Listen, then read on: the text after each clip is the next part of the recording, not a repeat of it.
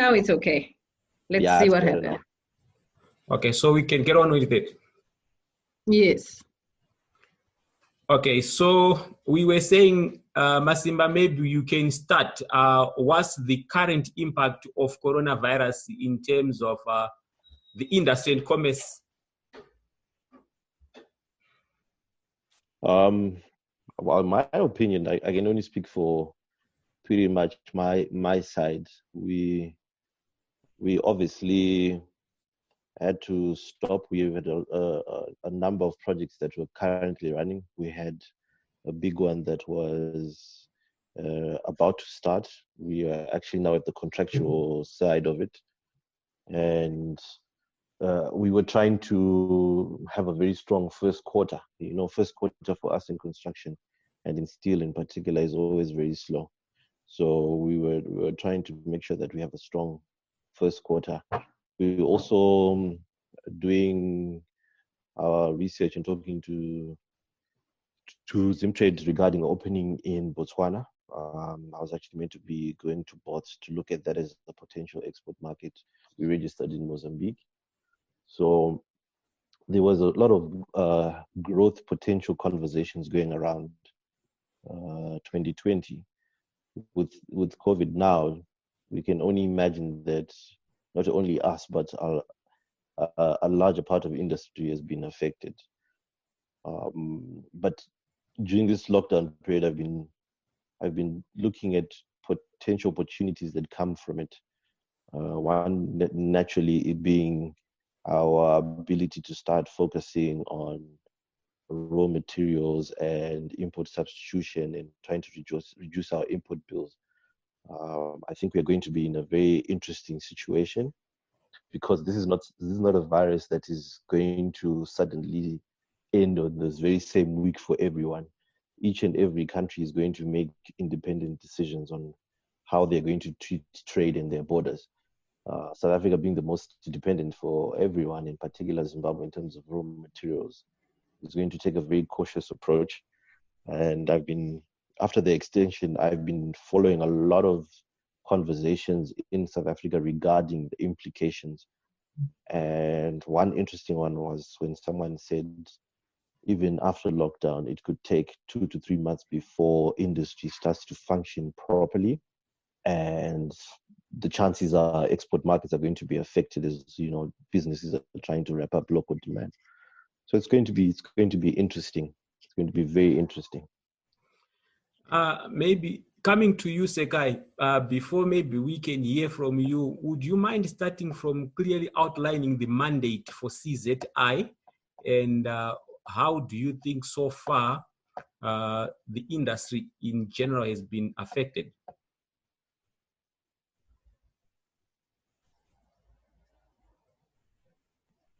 Okay. Yeah. So CZI is a confederation of industries in Zimbabwe, and it straddles the different subsectors, about 26 subsectors at the moment, which are in manufacturing, in services, in trade. It's really cross-sectoral, but organized around the different sort of subsectors into the confederation. That's who we are.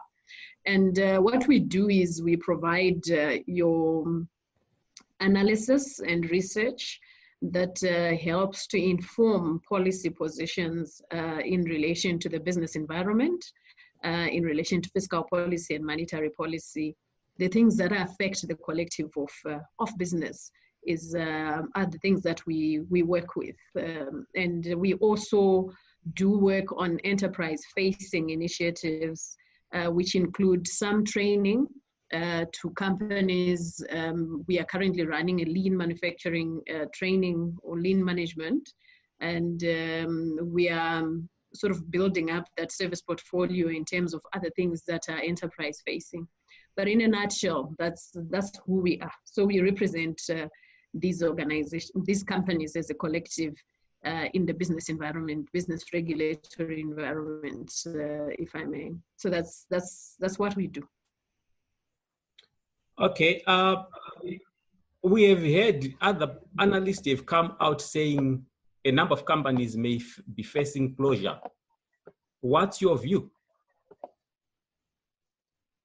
I think closure is a very strong word yeah, at the moment. What we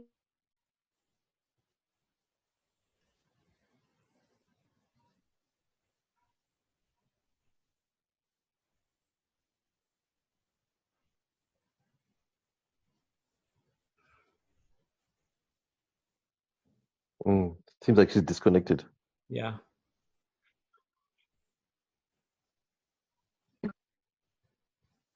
Hello? Yes. Hi. Sorry, Welcome back. sorry, I had been interrupted by a call. Okay. So, Okay. yeah, what we've done in terms of looking at the impact at a general level, you know, we have looked at, we've done a SNAP survey looking at impact on supply chains and the market disruptions that have come with the lockdown.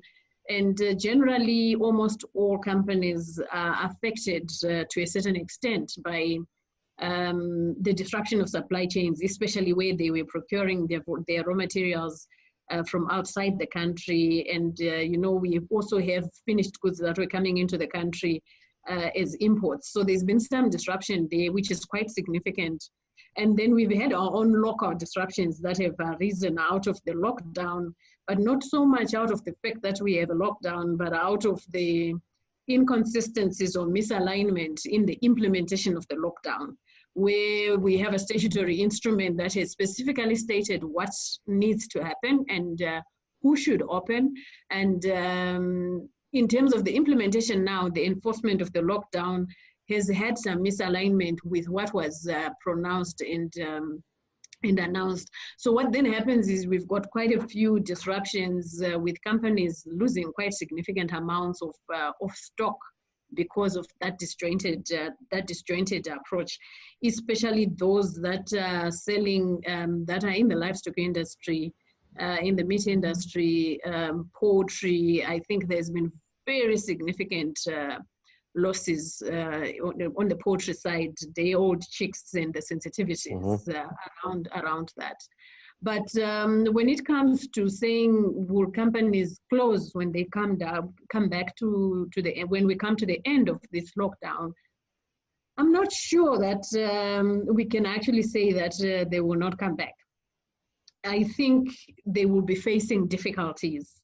And their closure or remaining open will depend on what capacity we manage to mobilize to address the challenges they will face when they come back.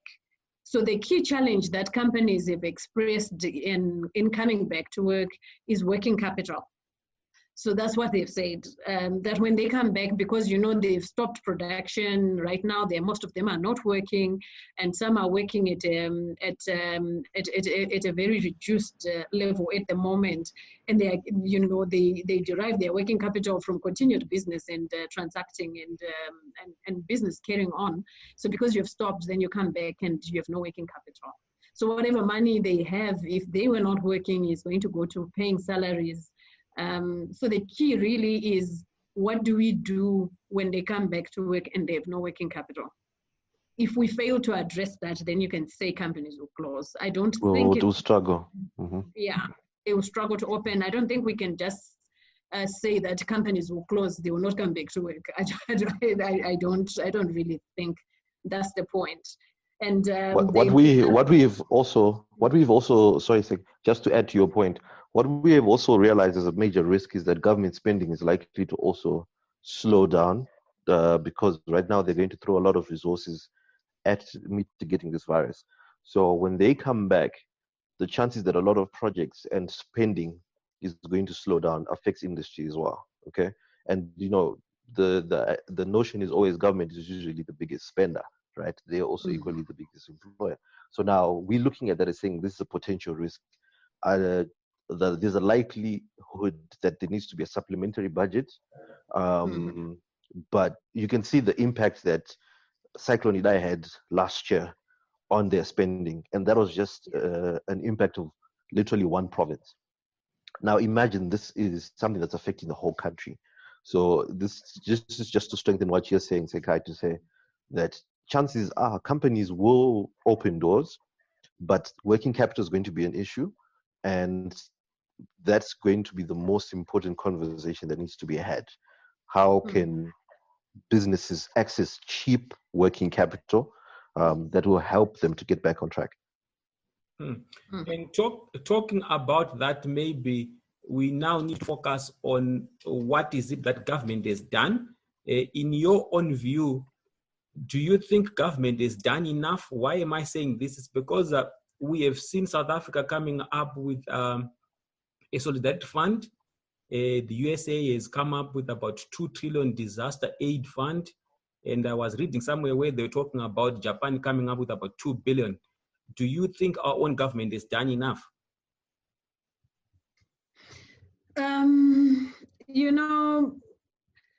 I think we shouldn't lose sight of our own realities when we want to say, have we done enough? Because enough is such an immeasurable and indefinite expression of anything. What is enough in an environment that we are in, where we know the constraints of our economy and it's very well known underlying conditions as we can call it. I would say that probably government is constrained. It is very constrained, and we all know that. And we are then faced with a situation where we have had other emergencies. When Cyclone Idai came, it was a localized sort of emergency, and it was very much more of a community emergency. This kind of disaster that we are facing is both a public health emergency and a business and economic emergency as well. So we have never had such a situation where the economy, the businesses, and our people are all subject to the emergency, and we are all supposed to be responding. And so that's where our government is. So government itself is also part of the affected community, if you may. And we are now looking at a situation where we need to be able to look at this emergency in a very collective manner, because we are all affected by it, including government. And then we say, how do we come up with solutions collectively that address the public health aspect, the business impact of this, and the economic impact of this, and the social impact of what we are faced with, bearing in mind that our government has constraints. So we can only craft solutions that would seem adequate to address all the dimensions of this emergency if we craft them together and holistically, if we are able to look at that. But you will find that what we have done so far is we have been very good at, we've got the CCM, the country coordination mechanism, that is looking at the public health aspect of this emergency. Then we've got the interministerial task force, which is really looking at the disaster aspect of it, putting all the emergency and logistical things in place to make sure that the country can respond. But we are still missing a platform where we are addressing the business and economic impact of this collectively. So what I would say, I wouldn't want to say government has done enough or has not done enough. We know our economy and we know the constraints and limitations that we have.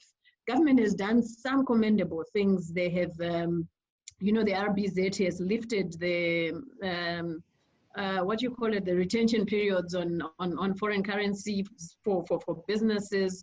There are a few measures that we announced. We have proposed a few more others because we really need to balance what government can do and how much we can also hurt our economy, which was already fragile in terms of the stability of our currency. So I wouldn't want to go there to try and say have they done enough or not. And to add to that, there's what we want and what we can actually do. And this is where we are, where the truth is we want tax breaks, but the government requires that same tax so that they can follow through on the things that need to be done. It becomes a catch-22. And the CZI just published their paper. And when I was going through it, I could tell that even the recommendations that CZI are trying to balance. Like towards the end, when they were saying businesses require tax breaks, but we also appreciate the fact that government is constrained.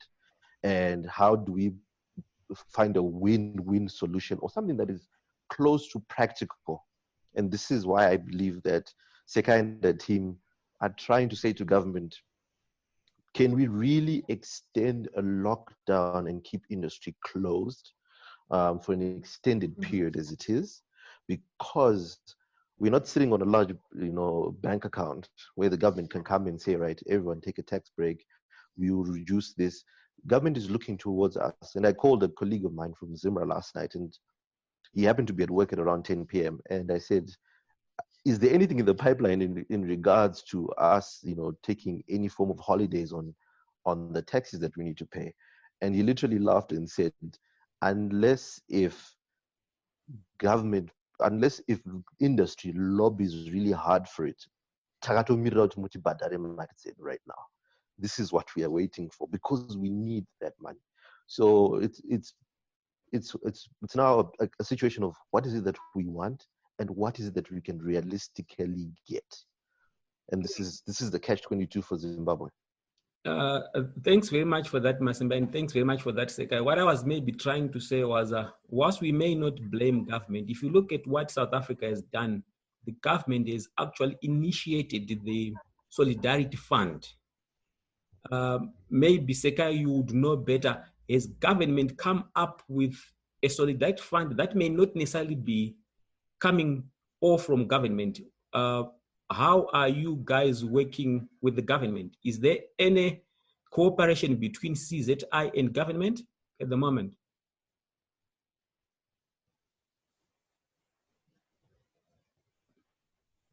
Sekai, your mic is... Oh, okay. Yeah. There it is. We are working with government. We are in constant conversation with government over this lockdown and over COVID-19, as it were. And while there is no such a thing as a solidarity fund, the measures that government has so far put in place, I think, is what government can actually afford. What we then need to do is work on a balance, because solutions are not just found in creating a fund. What we may need to do is look at a strategy that probably allows the economy to run on sort of a life support system that enables us to have some continuous economic activity that can sustain the economy, so that businesses don't die, and that they're able to spring back into action as quickly as possible. And that can we work with the government and other providers or other sources if we can access some stimulus funding. So as much as you're saying South Africa has put in a solidarity fund, I know that the tourism sector in South Africa has approached the IMF for some stimulus. That also means that the government, they cannot necessarily do that on their own. And I think this goes for a lot of African governments.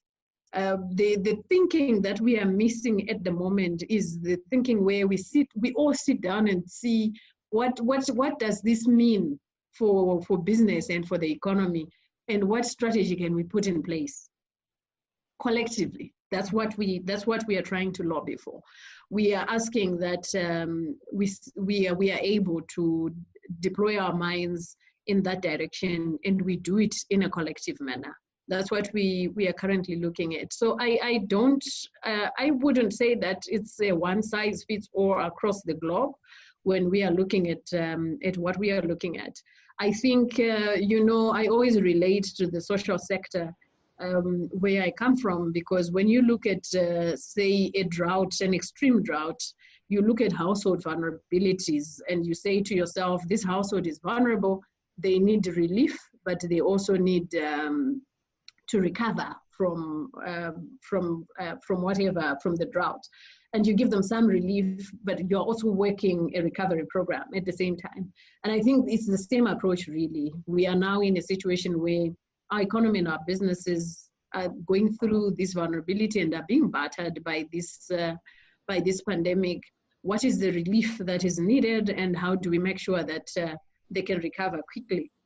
And I think there are opportunities in this pandemic, because clearly global supply chains are going to be shifted. It really depends on what we can do as quickly as possible to make sure that we occupy certain spaces and we are able to resuscitate certain productive activities that may give us a pole position in supplying the continental markets, where they were getting things from China or from Europe. If we can plug that gap here, I think we've got a very strong industrial infrastructure base. And if we can quickly sort of move in there and begin to produce certain things as quickly as possible, I think cost of production, in terms of cost competitiveness, because of the global shortages that are going to be there because of reduced production elsewhere,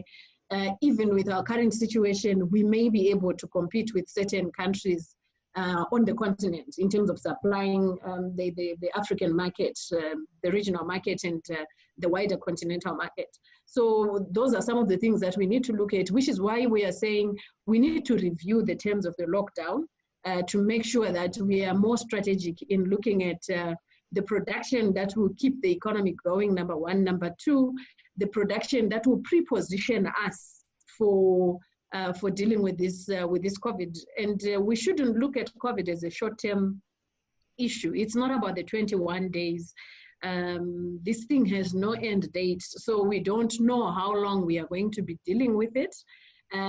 Sometimes it's more important for us to develop systems and strategies and processes to survive our current reality than to try and live away from it, So this is where we are. We have COVID-19. How do you do business in COVID-19? Because it's upon us and we don't know whether it's going to go away in the next 6 months or 12 months or whenever. So how do we do business in such an environment? Because we need to continue to do business. Okay, thanks for that, Sekai. Maybe with hindsight, if you are looking at some of the products and manufactured goods, do you think there are particular areas where industry could have done better?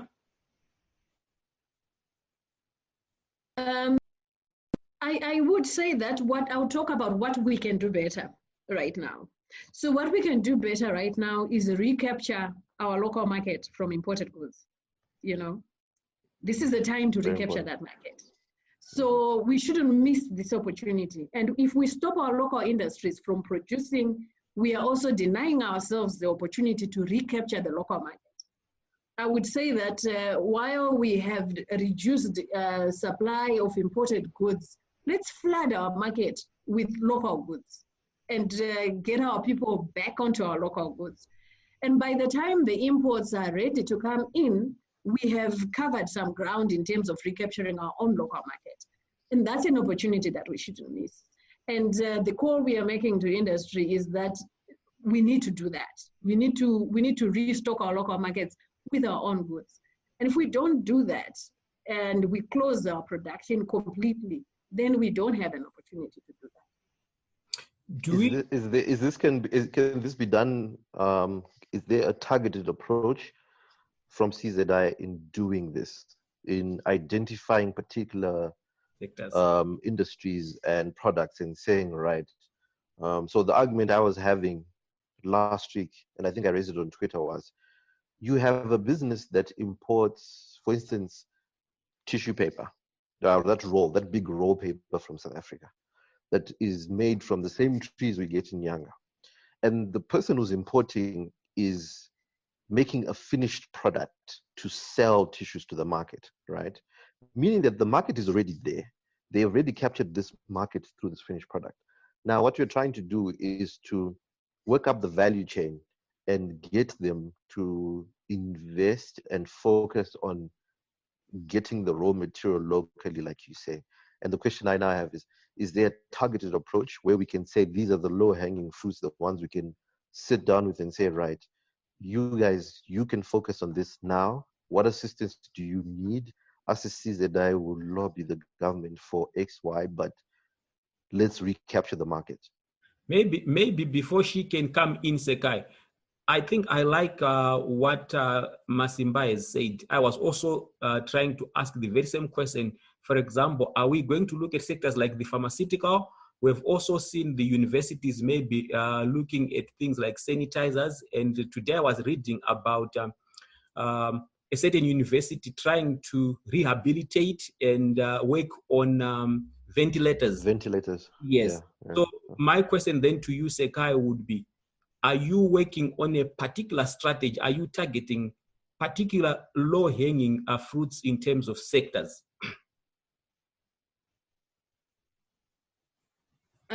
So what we are saying is a very widely shared sentiment across industry. And in terms of execution, that then becomes a business decision, you know. But this is widely shared that, wow, this is an opportunity to recapture our local market. And you've seen that we have already started having the pharmaceuticals industry has now actually sprung into action to try and locally produce some of the pharmaceutical requirements for COVID. You may remember that a couple of years ago, actually, there was a pharmaceutical sector strategy that was developed that had not really been actively implemented. And I think at this point in time, the sector is now beginning to realize they actually need to bring that to start working on it, because what it sought to do was also to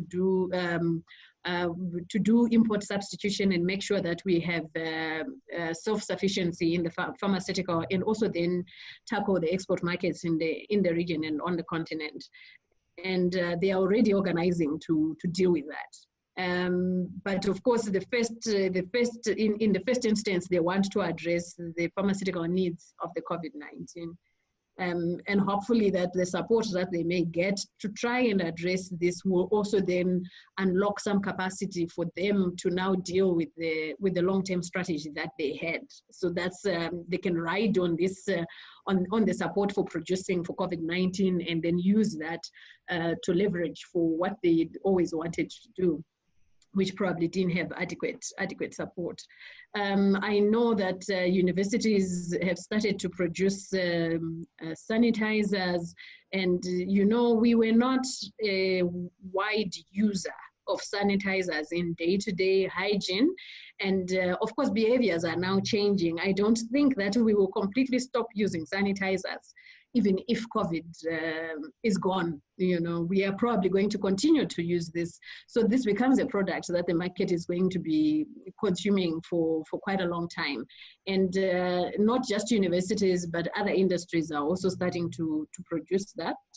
But in terms of other sectors or subsectors, it's really a business decision. We haven't had a collective approach in addressing that, but it's one thing that we would really, really like to push for with businesses. Maybe my next question would then focus on, we've seen a number of these tertiary institutions being at the forefront of working on some of these things that we're talking about now. As CZI, do you have any strategy where you have been working with these tertiary institutions to make sure that your maybe industrial policies do benefit and work together with these universities? I think if you look at the current industrial policy, there's an innovation track in there, and we really welcome what's happening at the universities. Looking at the development of the production of sanitizers, it's not so much innovation, but it is some surge capacity in the supply of sanitizers. You know, this is not necessarily a new product that we are working on. It's a formula that's provided by WHO, and the ingredients are known, but the country does need some surge capacity to make sure that we have enough volumes of that product to utilize. But if you look at our industrial policy and the transversal relationships between the industrial policy and the various institutions, you would then realize that the innovation hubs that are in our current universities would feed into industrial policy, because then, you know, there's research and innovation that is happening there that is likely to inform the emergence of new products or the emergence of new industries. But you know, when you talk about the production of the ventilators, I can't speak much about it because I haven't verified I don't know. I don't know if you probably have better information than I have on how far that product has gone, and whether it has passed all the tests that it is supposed to actually pass. Is it still, is that prototype now ready for mass production, or it's work in progress? I'm not sure. But what I can also tell you is that we are actively pursuing strategic relationships with universities. We in the process of doing an agreement with the University of Zimbabwe, for example, in terms of driving industrialization. And I think the relationship between our policy, the industrial policy, and what's happening in the universities is quite clear. Yeah. Okay, thanks for the time we have had, Sekai. But before you go, maybe your last words, Masimba, and then we'll also give Sekai your last words before we can close down. No, thanks for this opportunity, and it's good that we're having this discussion. I know that it's important for us to also give guidance to a lot of our peers in industry to look at what the new reality that we face, the new reality the world faces. And like what Sekai said earlier on, the opportunity is for us to recapture our own market. We've all heard the history of how great an industrialized economy we were from many years ago, and the infrastructure base is there. And it's now, this is the opportunity for us to push to ensure that we get back at least, you know, if we can get capacities going up 20% in the next, 24 months, that would be great. From this point onwards, that would be a lot. And today's CZI paper was also speaking a lot towards the need for us to find balance.